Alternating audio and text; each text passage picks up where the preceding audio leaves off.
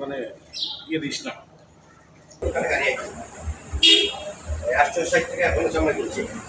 একটা মাল বিছানা আমরা এক বস্তা লবণ চাই, একটা বস্তা লবণের দাম 500 টাকা।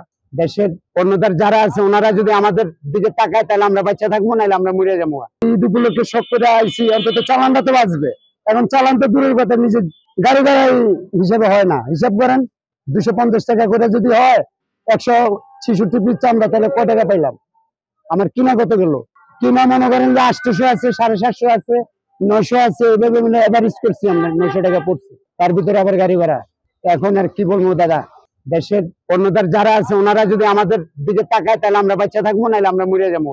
আমরা দেখা গেছে আপনার 50 টাকা 60 টাকা, এটা তো আপনার অ্যাকুরেট চামড়ার ইয়া না। কোনো মাল আছে ছোট, যেমন এই মালগুলো ছোট হয়, এদিকে মাল আছে বড় মাল।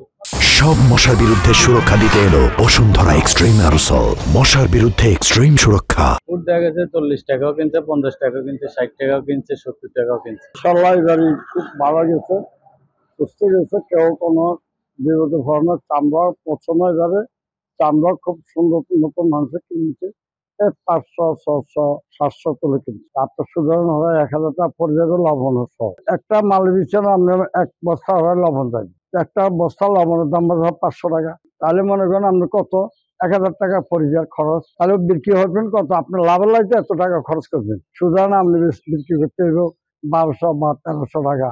এটা গতকালকার মাল, এটা যে গরম পড়তেছে এই মাল আপনার এত সময় রাখা থাকা সম্ভব না।